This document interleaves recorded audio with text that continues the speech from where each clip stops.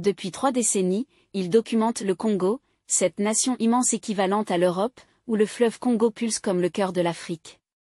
Il a expérimenté toutes les saisons du Congo, traversé les tumultes de son histoire, capturé les espoirs et les soulèvements de sa population. Il a croisé le chemin de combattants de la violence et de l'injustice, dont un médecin qui, risquant sa vie, combat incessamment l'impunité depuis des années.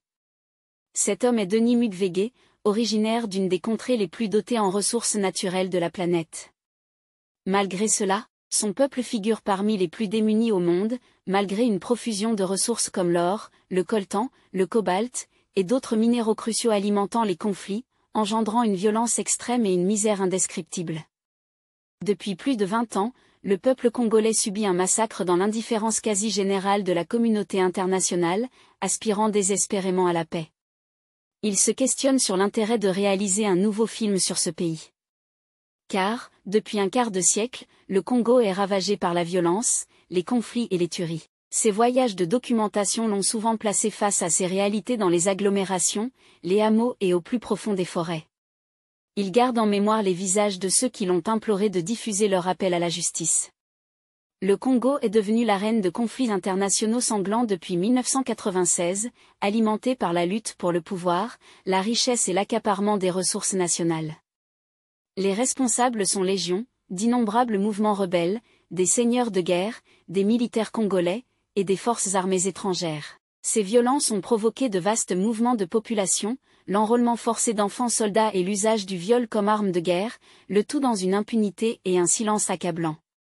Les fosses communes témoignent de ce drame, avec des victimes se comptant par centaines de milliers, voire millions. Mais quelle est la racine de cette tragédie ?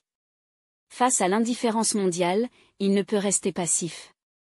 Il a porté ce témoignage à Genève, aux côtés du docteur Mukwege, lors d'une session des Nations Unies sur les violations des droits humains. Il déplore la répétition des erreurs historiques qui ont conduit à des décennies de conflits, de massacres et de viols. Il interroge l'absence de poursuites judiciaires, d'impunité, et l'inexistence de justice internationale. Ce cycle, dit-il, nous conduit vers une impasse totale. Et il craint que le sang ne continue de couler dans ce pays cher à son cœur, le Congo. Malgré ses efforts, il doute d'avoir été entendu.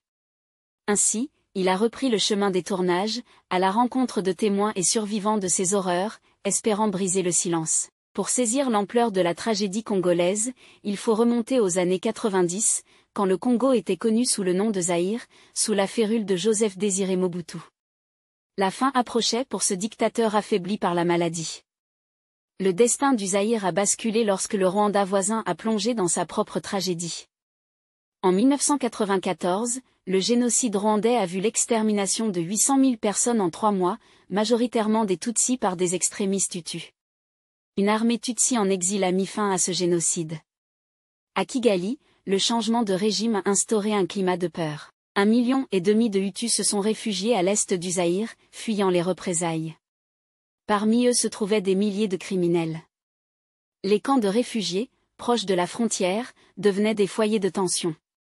Les extrémistes Hutus voulaient continuer le conflit et reprendre le pouvoir. Ces camps représentaient donc une menace pour Paul Kagame, le nouveau dirigeant du Rwanda, et son allié ougandais, Yoweri Museveni, qui ont alerté la communauté internationale sans obtenir de réponse. Face à cette inertie, Kagame et Museveni ont lancé une offensive en octobre 1996, avec des forces rwandaises, ougandaises et des rebelles zaïrois, formant l'Alliance des forces démocratiques pour la libération du Congo.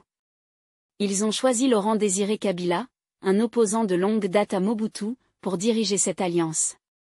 Leur but était double, disperser les camps et neutraliser les forces génocidaires.